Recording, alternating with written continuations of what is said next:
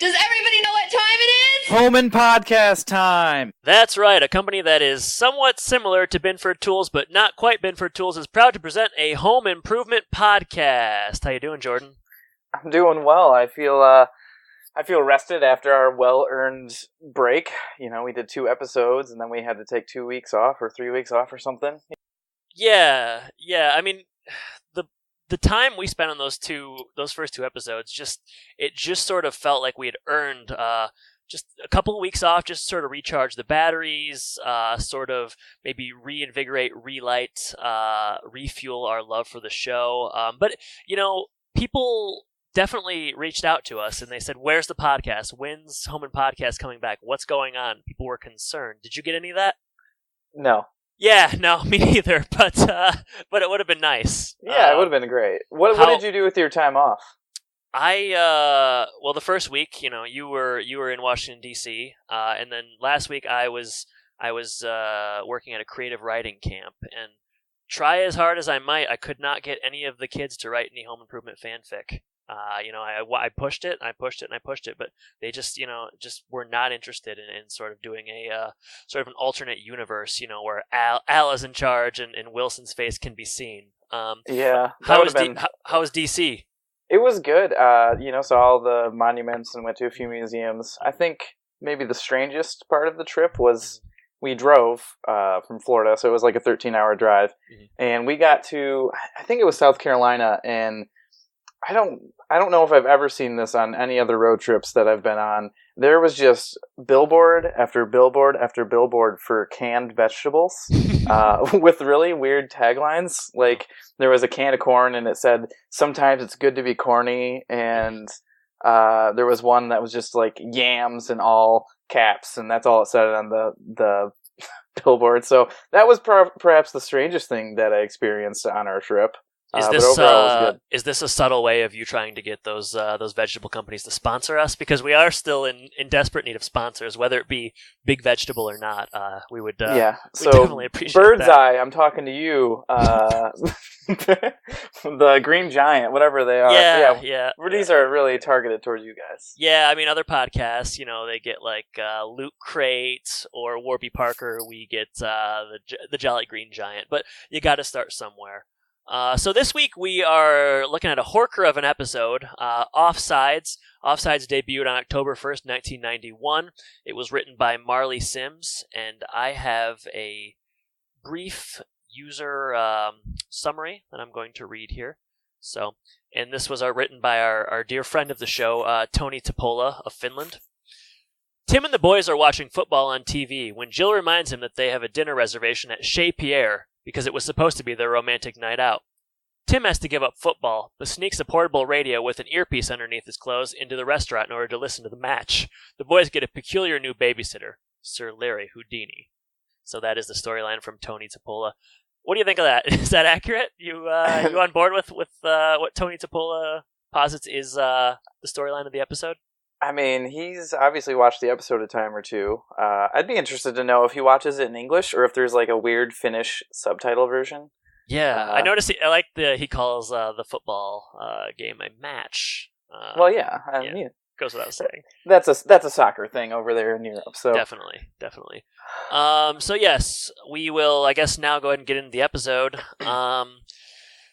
Right off the bat, I wanna keep talking about the introductory segment. It's so long. It's what did I say? 1 minute and 4 seconds. And I feel like every week I'm gonna try to get something new for the podcast and sort of talk about. What'd you glean this week? Yeah, so right near the end of the introduction, when they're all looking up at the sky, and there's that. I don't even know what would you describe it as? It's like it says home improvement, and it's like hooked up to balloons. What is that? What do you think that is? You know what I'm talking about? Yeah, I'm vague. I mean, vaguely. I don't particularly know what it is. I Okay. mean, I'm trying to imagine it in my head right now. Actually. Anyways, it doesn't matter. But near the end, at about 1 minute in, everybody looks up to the sky, and they're all like just aghast by what they see. And I want to focus this week as kind of just something I really noticed was JTT's face when he looks up at that thing in the sky is just a look of just he is just one. he's so psyched to be seeing what he's seeing, and two, he just can't hardly believe it. It's maybe the best acting anyone's done all season. When he looks up at the sky and he sees this house, he's mesmerized. Yeah, he can't believe. He's like, "Oh man, I cannot believe this is happening. I can't believe we're doing this." Like, it's like, "Oh man, we're bad." That's kind of what it looked like to me. We're bad. We're bad. We're like bad. We're naughty. Yeah, we're bad. We're getting away with something here. Oh, okay. Yeah, this should be a crime. Yeah, like the graphics so good, it should be a crime. And that's kind of what I want to open with this week, because it's such a long segment, and I could fast forward through it. I choose not to. I was gonna say, you definitely have the option. There's no one holding you to that. You're right. I can do that. Well, I'm not going to. No, you've got to get something else out of it. Yeah, the IMDb page is littered. There's a message board just full of people complaining about the introductory theme and the sequence and stuff, and it's like half people that are like, "Oh, the drills are so annoying. I hate the sound of the power tools," and then the other half of people are like, "Oh man, I so miss when TV shows used to have theme songs and opening segments. Now everybody's so greedy. Corporate sponsors trying to sell ads." So it's a nice back and forth. Both sides, really no one knows what they're talking about. Super reasonable on each side. Yeah, it's well formed and educated arguments, as most message boards generally are. So that's where I'm starting today. But you want to go ahead and get into the episode? Start with that first scene. Sure. Yeah. So it kind of opens on Tim and the boys. They're watching a football game. They're watching the Packers versus the Vikings. Mm-hmm. Must be the early game. The Lions must play later. Yeah. I think they say later that they play the Rams and into the big game of the night. Mm-hmm. And I'm trying to think. I guess the Lions were good in the early '90s, right? That's when they went to the playoffs. Yeah, they talk about Chris Spielman in one scene in one of the many like poorly executed like football banter scenes, and we'll get to that. But some of the football dialogue is really poor in this. But yeah, I think in 1991 they would have just gotten Barry Sanders, and we're both from Michigan and we're Lions fans, so maybe not in 1991. We would have been each about a year old.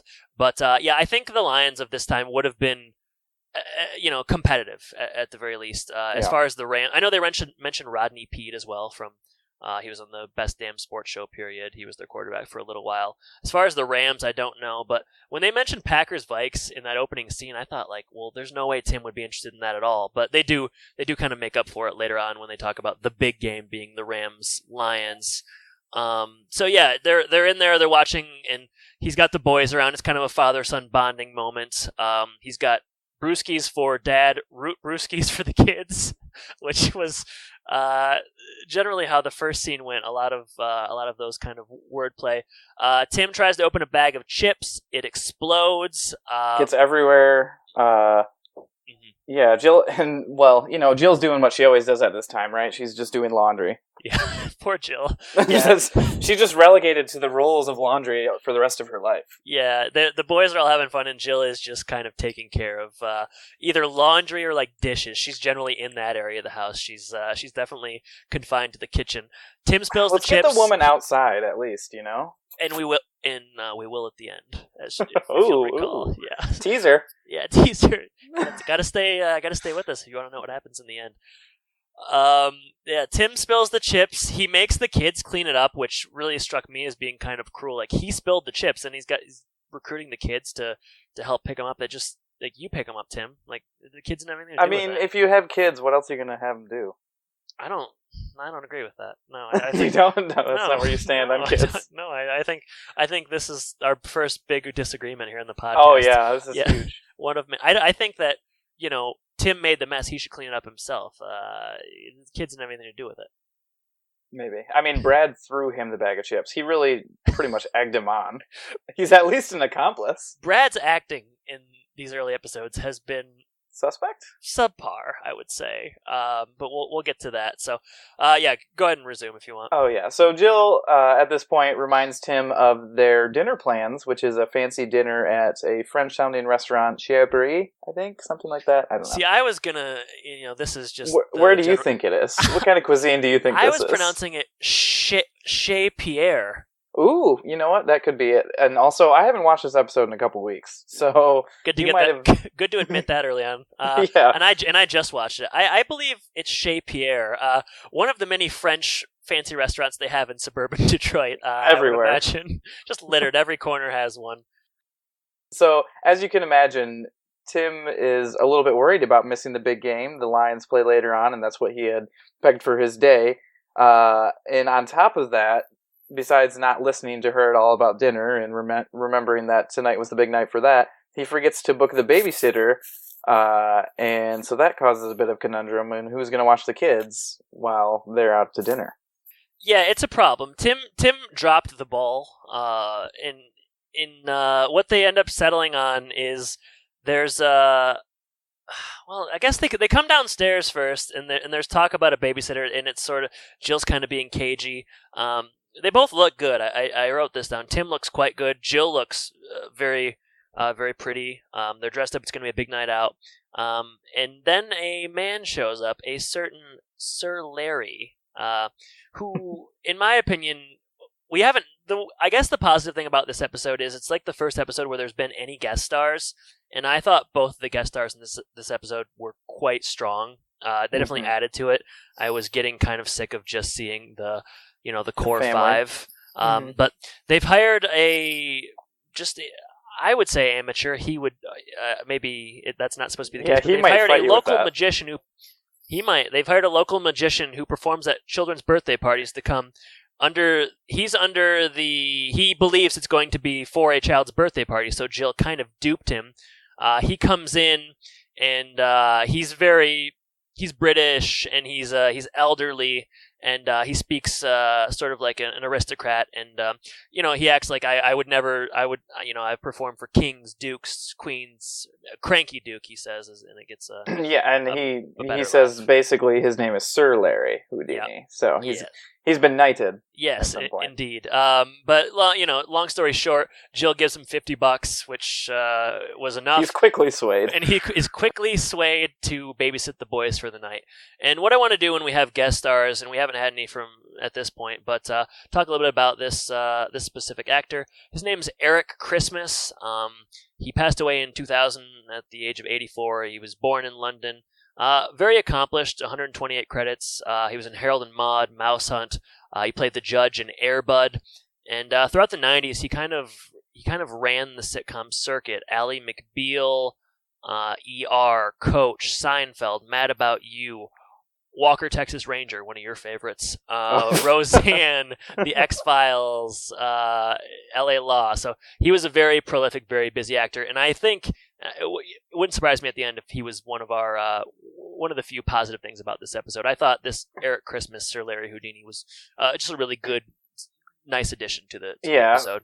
I mean, for me, he stole the show, but I wanted to jump back just a little bit to Jill's decision to book this babysitter under, basically under false pretenses. This is perhaps Jill's first questionable moment of the series. Yeah. I mean, Tim has had several. And we don't need to detail all of them here. No. But I think this is the first time that Jill kind of compromises a little bit and does something that we might question later on. I don't think that just didn't seem realistic to me. Like, that didn't seem like she would do that. I don't think a person would do that. Like, just like trick a magician into coming over and just hope he's going to watch the kids. Yeah. I mean, at least go to like Wilson or somebody. I don't know. Yeah. I guess she said she tried other people and no one was available. She must be really hurting for a night on the town with Tim, I guess. I don't know. But it did strike me as a little bit out of character for her. Right, definitely. So yeah, they're getting around. Tim meets Sir Larry. Tim and Sir Larry have a pretty good back and forth. He says, Larry says something like, "I'm Sir Larry, I'm a magician," or whatever. Tim says, "I bet you are, Larry." That was one of the few laughs I got of the episode. Lions just recovered a fumble. Brad tells him Tim is slow to want to leave the house. He's delaying everything he can. He needs to get his medicine. He doesn't take medicine. Jill says, "I need my card." I have my card. He's delaying. He does not want to leave. He does not want to go to Chez Pierre. He wants to stay and watch the game. And then we cut to the next scene. We are at Chez Pierre, and we have our second major cameo of the episode. And this is John Marshall Jones. And John Marshall Jones plays Rick, and he is one of the few people in the restaurant. Did you notice how empty the place is? I mean, they're the only two people eating in the restaurant. Well, I guess it would be Sunday night, right? Not a lot of couples eat out on Sunday night as opposed to Friday and Saturday. Yeah. As it being a work or a school night and a work night. So John Marshall Jones, another fairly prolific actor, 82 credits to his name. Films like Con Air, White Men Can't Jump. More recently, he's been on the television show Bosch, The League. But what I know him best for, and I'm guessing what you know him best for, would be Floyd Henderson from Smart Guy. Oh, yeah. Smart Guy. Were you a big Smart Guy fan? Yeah, I watched it. A little bit of Sister, a little bit of Smart Guy back in the day. What's your favorite episode of Smart Guy? Like, I remember the episodes. Do you remember the episode where TJ drinks like a sip of beer and gets really drunk? I'm very shocked that you remember that much about Smart Guy. It really stuck with me. I thought at that point, I believed that would be what would happen. TJ, that's really what happens. He's in the basement with a couple of guys. They find some kid's dad's beer. They take a sip of it, and TJ is like falling, and like he comes home and he's sick and he's hungover in the morning and stuff, and it's really over the top. But I gotta say, that's one that always stays with me. You might have been a bigger fan than I was. At first, when I saw him, I thought he was the dad from Sister, and then I looked it up, and I was like, "Oh yeah, Smart Guy." And so I don't remember any of the other people on those shows really. Yeah, I certainly don't remember the name of the characters. Yeah, Tim Reed is the dad from Sister. So that's embarrassing. You're kind of exposing yourself as a novice. So yeah, we have John Marshall Jones and we have Tim. Both of them are on romantic dinners with their respective spouses. It's a nice restaurant, but like we said, it's very empty, as television show restaurants often are. Jill goes to the bathroom, and then Tim, from his pocket, gets out a small radio and then plugs in the headphones. And I think we have a clip of this that we'll play. Excuse me, sir. Can you tell me where the ladies' room is? Down the hall to the left. I'll be right back. I'll be right here, Jill. Right here. I'll be right here.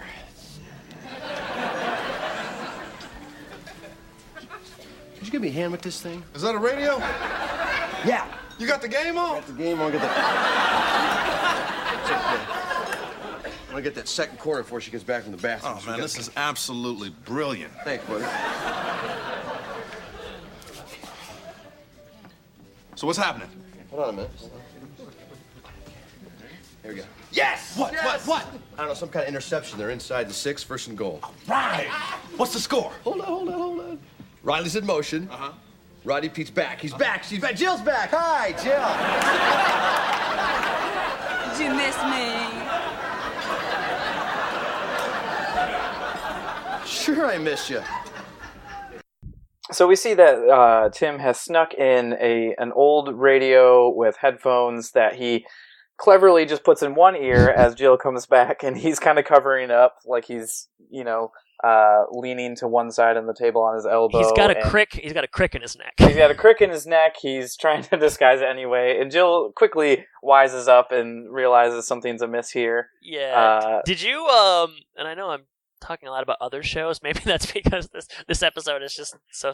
Did you see the episode of Friends where Ross's grandma dies and they all watch the Giants game in the corner on like her small TV? Yes. That kind of reminded me of this. Yeah. Yes. Except that maybe not as morbid, but yeah. But yeah. So eventually he almost blows it several times, but then eventually she figures it out. And really, I thought she should be pissed at it. Yeah. No.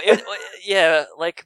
It's the classic, before we talk about that, it's like the classic joke structure where, like, Jill says, I'm so happy to be here with you, and Tim's like, yes! I'm also happy to be here. And that happens 4 or 5 times. And Jill takes it really well. The whole episode, I couldn't believe just how cool Jill was about this. And we'll get into, like, Tim being a sports addict versus, like, just being kind of a jerk or whatever, but like Jill handles the whole thing really well. She should have been mad. She should have been mad at Tim from the onset of the episode. Like Tim does not handle himself well.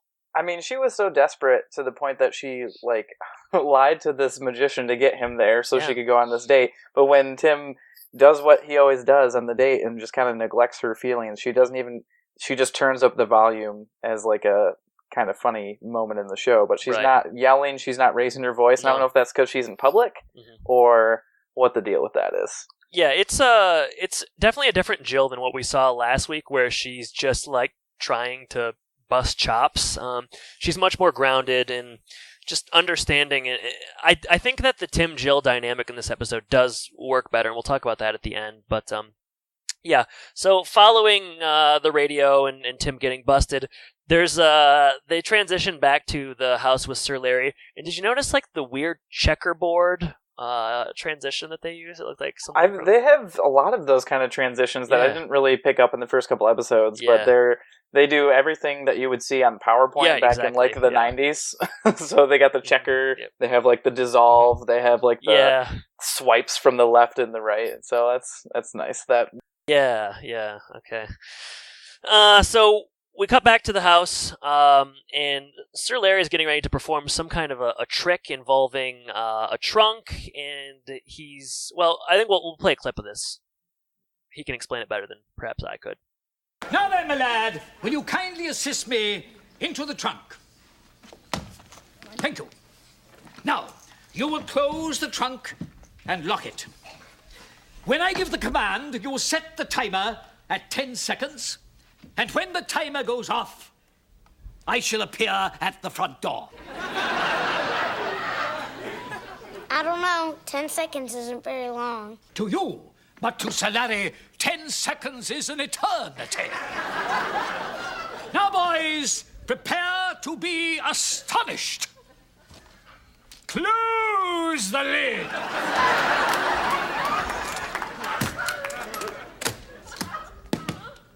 Is the trunk securely locked? Yes, it is. Then set the timer and stand back.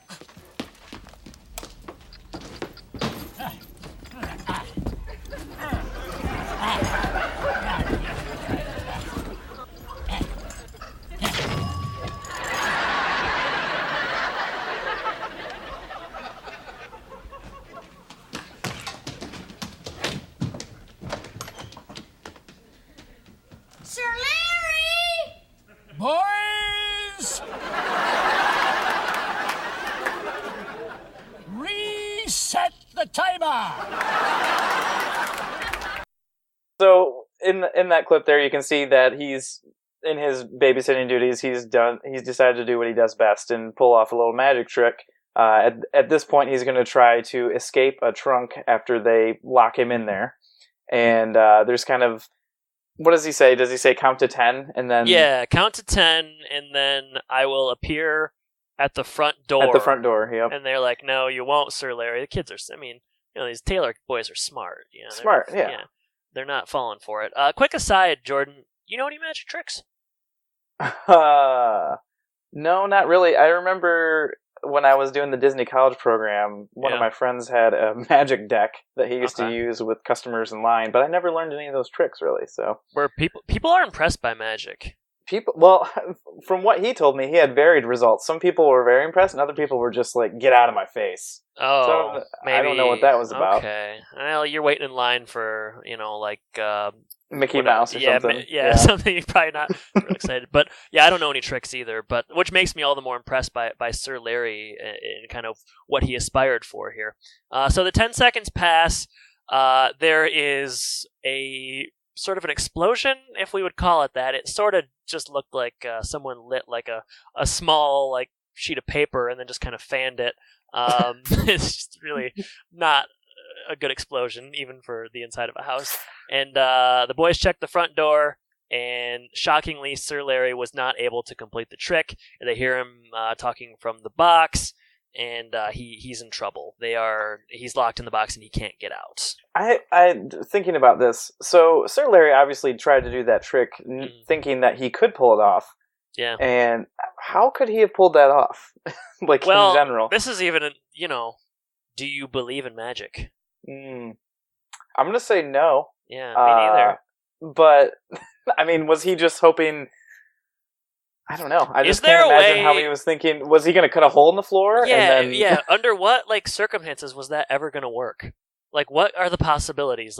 You either have, you could have, a hole in the back of the box that he could go through, but the kids would have seen him. Yeah, it's all, from what I have heard from silly cartoons and TV shows, it's all about distraction, right? Right, but he can't distract somebody when he's in the box. Yeah, there's only, and then the three kids are focused on the box, so I don't know what he had planned. I don't know how he was going to make it work, but I guess we can move on and just chalk it up to. I mean, we could, but we could keep speculating. Yeah, either one. I don't have any other speculations at this point. Okay. That's all I got. So we are back to the restaurant. And one thing I want to say is that I think I liked this episode. I mean, we'll get into what I liked about it and whatnot, but I did appreciate like the actual like different sets, and they're outside of the house and there's extras. It felt more like an actual television show episode. It was just different than the first two. There were two simultaneous storylines that had different.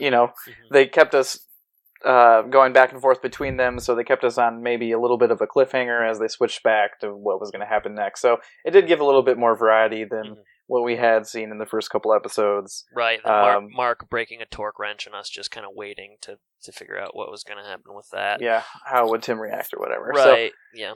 So, like you said, we're back in the restaurant, the TV, and you find out that the service is a little bit slow at this fancy restaurant.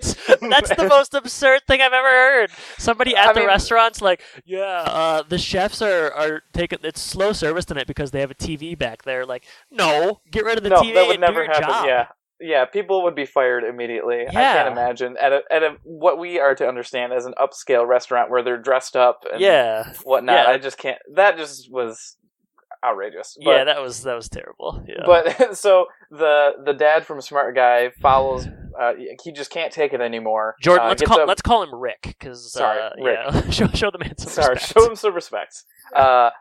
So Rick runs back to the back to watch the TV back there with the slow wait staff, and Tim, before he knows what he's actually doing, just kind of follows him back there, and then kind of realizes, oh crap, I can't do that. So he walks back out, and he says about Rick, he's like, can you believe that guy or something like that? That guy like, has a problem. Yeah, that guy has a problem. Like he didn't just go back there. So right.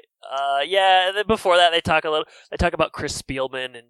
Spielman, awesome player, and I guess it's just a television thing, but maybe it's a home improvement thing too, but like, sports dialogue and like, just people talking about sports in TV shows is seldom believable. I mean, even like, I have reasons, like, I think Tim Allen's a legitimate like Detroit sports fan, but I didn't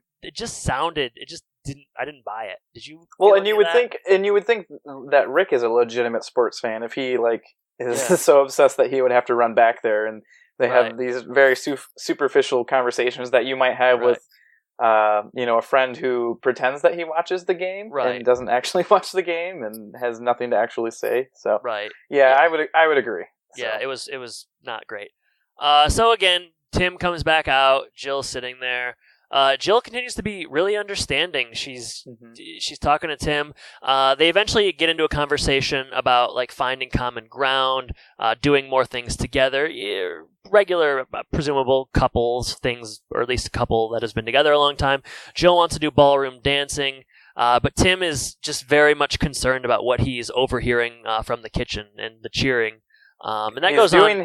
He's doing his best to stay at attention, but it's tough. Yeah, he's not his best, maybe not a regular person's best. But I think one part that made me laugh about this part of the show is when Rick comes back and there's like that little diamond window. My gosh, no, I wrote that down. That was hilarious. Yeah, when you see his face on the window and he's just like grinning from ear to ear. Yeah, that was good. That was good. That made me laugh. That was a good joke. So Tim and Jill keep talking, and eventually, like, Tim is just very obviously not listening, and Jill says that he can go watch the game, and Tim, quickly goes back there. He thanks her, and he's back in the kitchen with the waitstaff and Rick and the rest of them, and they're presumably just hovered around a small TV. So we cut back to the kids. Do you want to take this part? Yeah, so we're back to the kids at home, and Sir Larry is still locked in the trunk, so they're trying to figure out how to get it open. Randy is there conniving again, trying to come up with some kind of scheme to get him out, and also not get in trouble because they know that Jill and Tim will blame them for Sir Harry Houdini getting stuck in the box, which is not their fault. Like it's legitimately all his fault for once. But Jill calls or something to check on the kids? Yeah, Jill calls to check on the kids. And Mark Mark eventually gets on the phone, and immediately he does what he does best and tells them that Sir Larry's locked in the trunk, and she needs to come home, and the boys chase each other. Yeah, he says that it was Brad and Randy's fault, and it wasn't. I mean, this is completely it's just kind of your go-to as the young kid. Yeah, this is completely on Houdini. I mean, he bit off more than he could chew, as far as I'm concerned. Yes. And, yeah, go ahead. So the boys come up with a plan to get wow, I cannot say his name. It's Sir Harry Ludini. I'm trying to make it all one word. No, it's Sir Larry Houdini, not Harry Ludini. It's Harry Ludini, I'm pretty sure. Jeez. So they try to get the magician out of the trunk. And the plan that they come up with is to go outside, and I don't know how they got the trunk out there to begin with. Strong.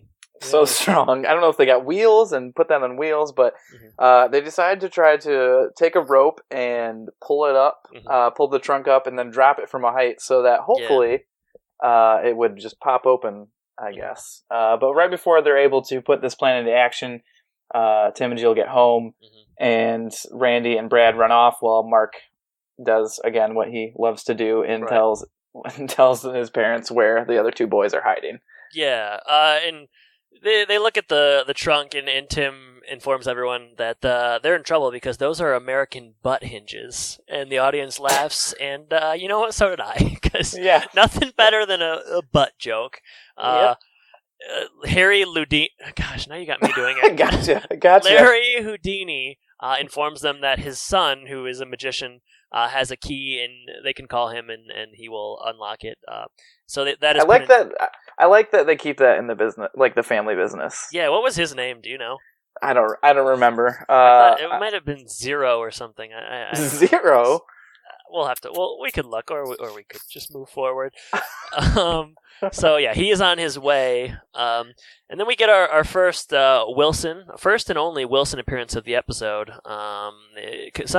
What was it? 2 episodes ago, or something, or maybe the first episode, we get 3 Wilson appearances, but in this episode we only get 1, and it's good. And I think we'll set it up a little bit.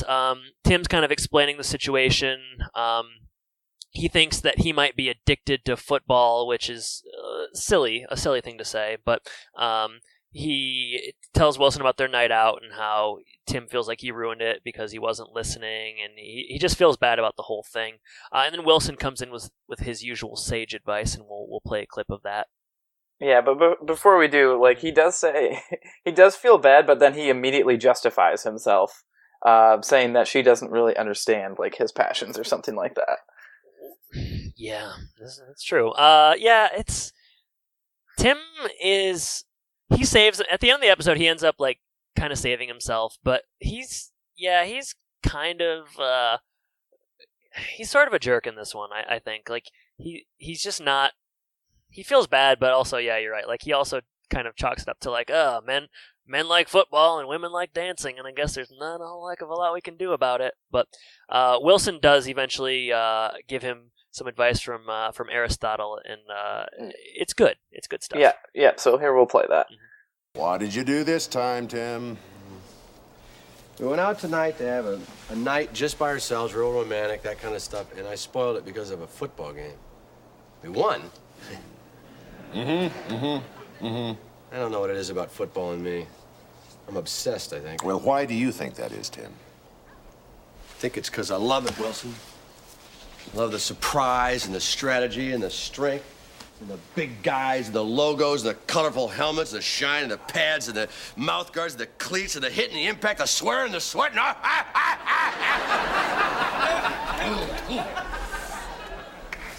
sets me free. Well, what you're describing, Tim, is what Aristotle would call a catharsis. Catharsis? How do you spell that? Let's just say an emotional release, Tim. Bingo. That's what I feel, and I don't think she understands that. Well, she doesn't have to, Tim. I'm sure there are things about her that you don't understand. Well, you got that right. You know, that woman has never had a haircut she liked. Well, there you go. And I go into her closet, I see 19 pairs of black shoes. What's that all about? Well, Tim, different outfits require different shoes. You've got your pumps, your flats, your espadrilles, your open toes, your T-straps, your patent leather. I could go on and on. Get the feeling you could. The point is, you and Jill don't have to understand each other completely. What is important is to share and enjoy the things you both do understand. So Wilson's sage advice, as you said, is basically that, men and women don't need to understand why, each other, why they love what they do, whether it be football, shoes, haircuts, whatever. Mm-hmm. But what they can do is share their enjoyment and their passion and enjoy the things that they might understand about each other. So pretty good advice from Wilson at that point, just to kind of understand each other and just kind of enjoy things with each other instead of trying to justify your obsessions. Right. And Wilson knows women's shoes. There is a section where they're talking, Tim makes the cliche masculine complaint, Jill has 19 pairs of black shoes. And then Wilson goes through and just lists off all the different occasions and shoes that Jill might need. And I liked it. That worked for me. I like the idea of Wilson. You get the feeling that he's got a lot of knowledge from various different arenas, and he uses it to better himself. So Wilson knows women, Sure. Yeah, I'm sure we haven't really gotten a lot of indication of that so far, but maybe we will later. He studied. He knows things. I do like it's pretty on the nose here how Tim is holding a football throughout the whole scene.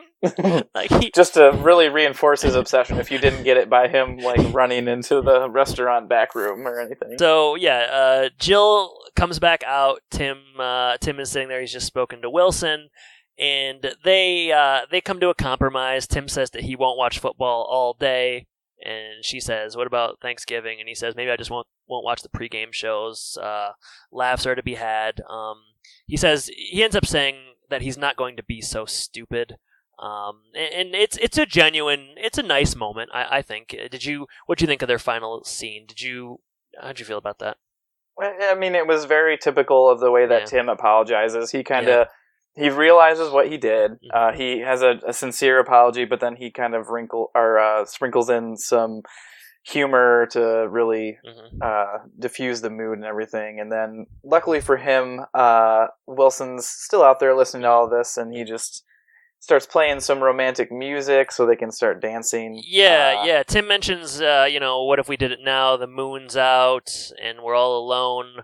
What if we dance? Jill agrees, and I think we should play a clip of this. Do it some justice, because this is my favorite moment of the episode. We can always try and do it again. Go out some evening, have some romance. Well, we're here. We're alone. Moon's full. It's pretty romantic. What more do you need?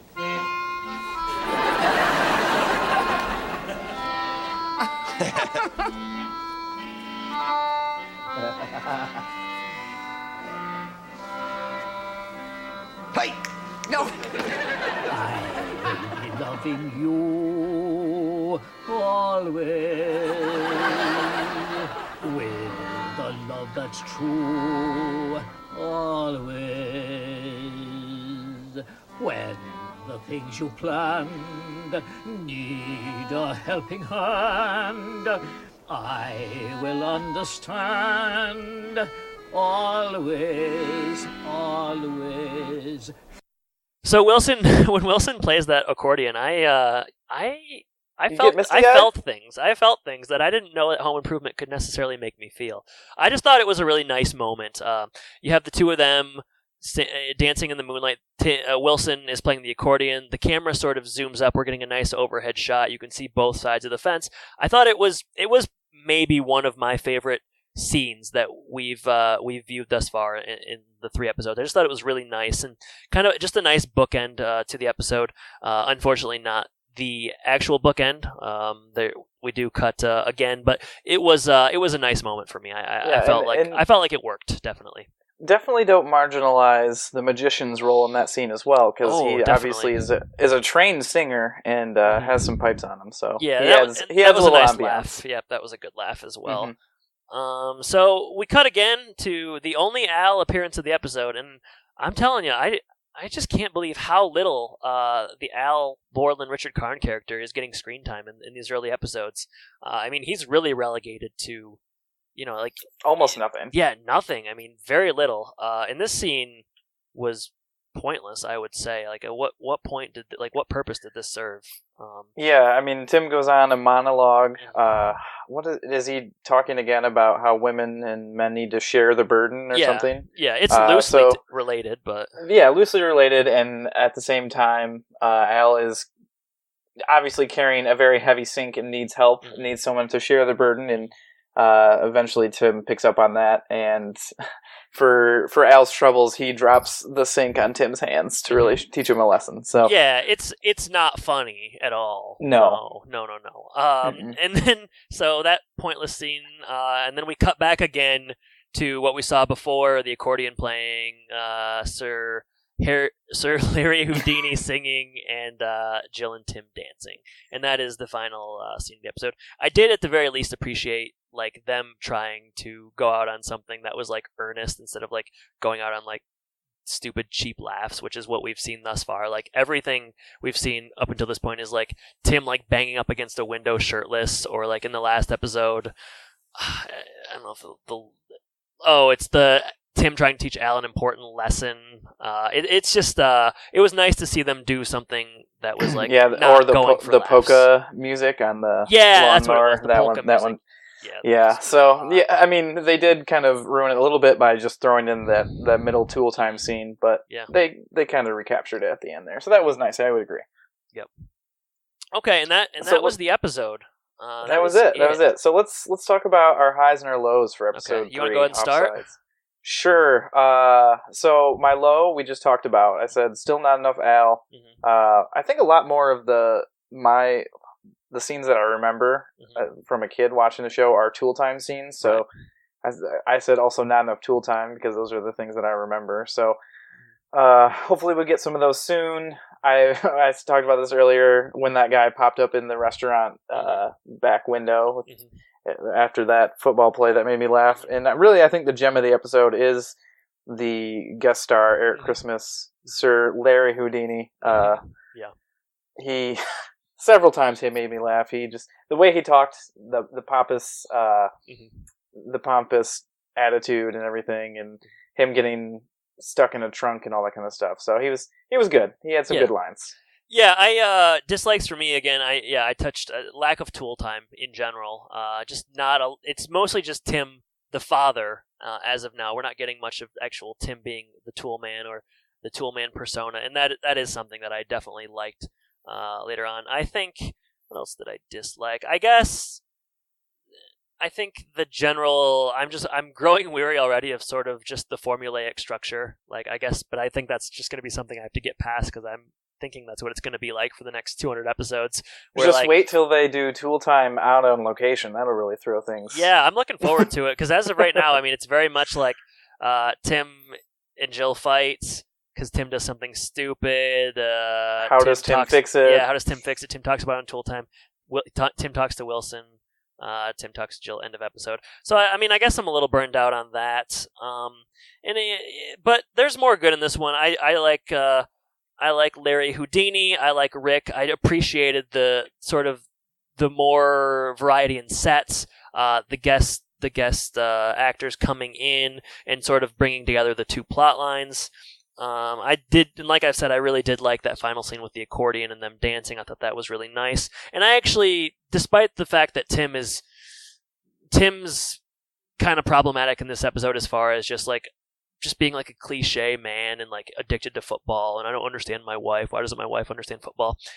Despite that, I still I was sort of moved by the Tim and Jill dynamic for whatever reason. There was more depth to really everything, I guess. Like you said, as far as different sets, different characters, all that kind of stuff. Just really still a very formulaic plot, but a lot of other things were thrown in there to mess with the formulas that they had been using so far. And this is, I think I laughed at, this is the funniest episode we've seen, I would say, in my opinion. I would say so too. Should we go ahead and rank the 3 that we have seen? Sure, yeah, why don't you go first? Alright, so, number 3, the worst is going to be Mo Better Blues.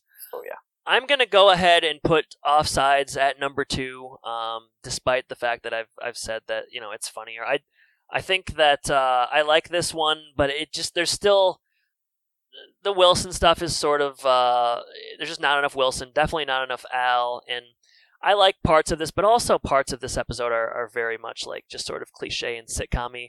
So the pilot for me is still my favorite episode. I think that the Mark and Tim dynamic is really nice, and I just think that the pilot does a really good job of sort of establishing the world. Well, I'd like to disagree with you. There's not going to be a lot of differences in our list here. I would rank them the exact same, really. Yeah.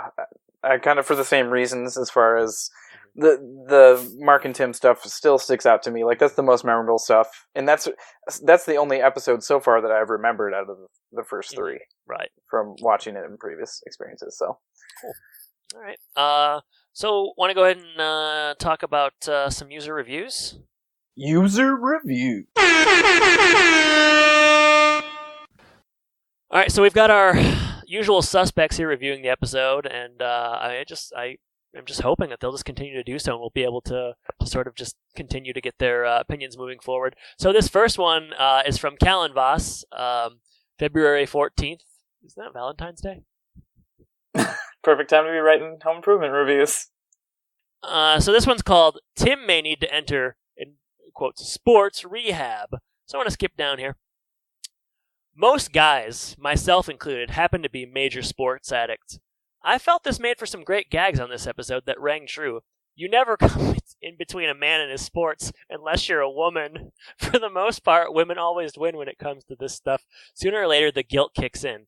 Tim's reactions after the aftermath were very realistic. You have to make sure your woman is happy, plain and simple. The ending to this one is absolutely cute in every way. It was quite moving. Jill's woman I would be happy to date. If you're romantic like I am and a sports fanatic, check this one out. 8.7 out of 10. Wow. I was gonna make a definitive statement on if that was a guy or a girl reading it, but they just kept me guessing. So but it does say most guys, myself included. So I guess it is a guy. Yeah, I don't know. Based on that, I mean, maybe Callan Voss. He's a sports addict. He's a sports addict, but he seems he respects Jill, and so we'll hope that that on February 14th, 2014, he did have a nice dinner out with a significant other. He is a sports fanatic and a romantic, so if you want to reach out to him via IMDb, I would imagine that would be welcomed. All right, so the second review we have here is another clever title by Explorer DS 6789, A Sporting Chance.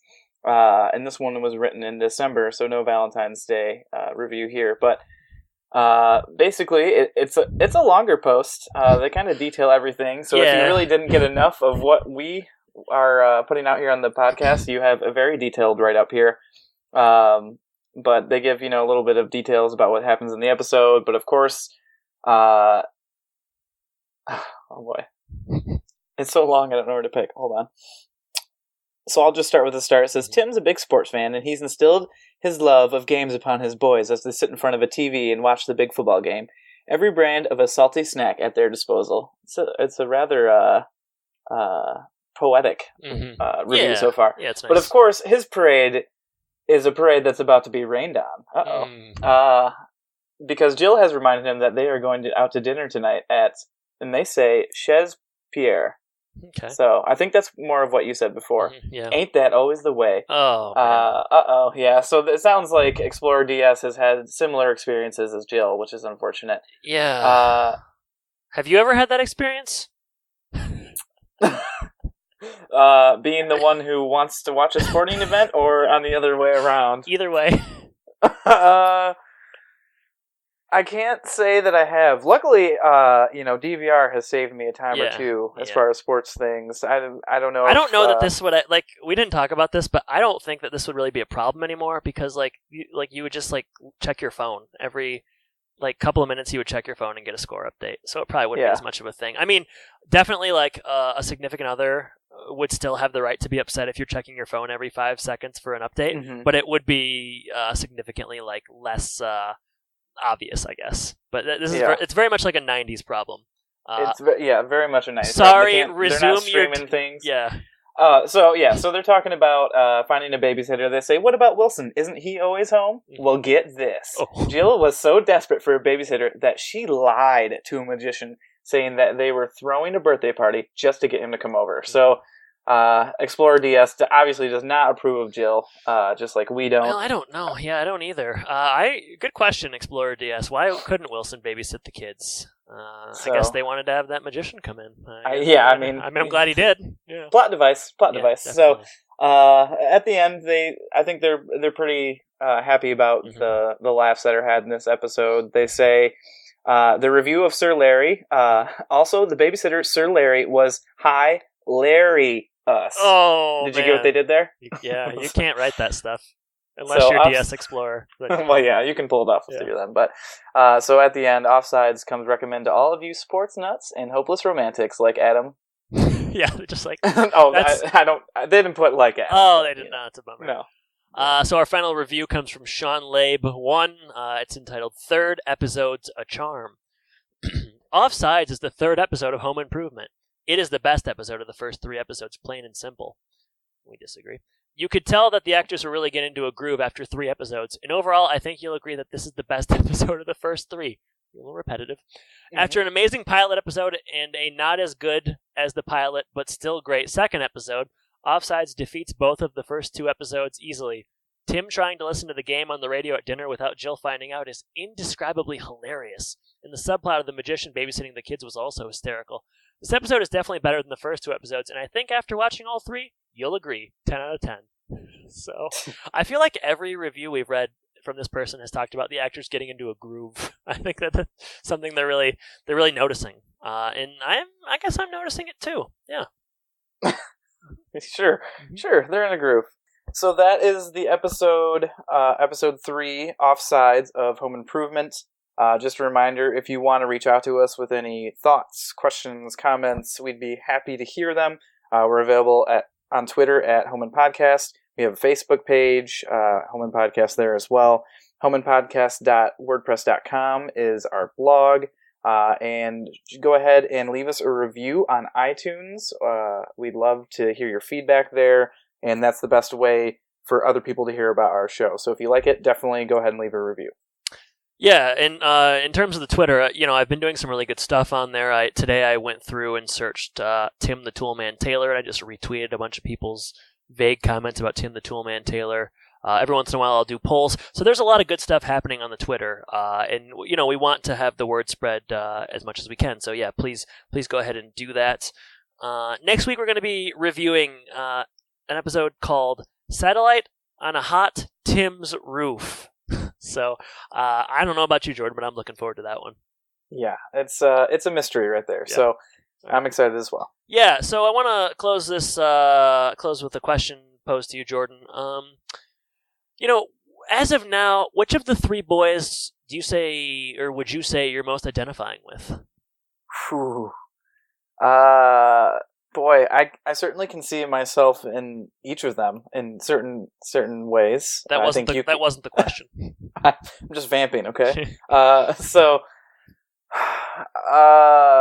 I don't wanna say Mark because he just complains all the time. But I also am the youngest, and he just kind of rats out his brothers. Yeah. But I'd like to think of myself as a little bit of a schemester myself, so I'm going to go with Randy. I knew that's so false. You're not at all. What? What? See, I am such a JTT. It's not even funny. I mean, you are the king of prank calls. Yeah, he's my spirit animal, as the kids might say. I am or was the JTT incarnate. You're more of a Mark, I would say. It hurts. Yeah, well, I don't think there's enough of Brad to really know what he is. All Brad's done is yelled, "The Lions recovered a fumble." That's me. Maybe that's me.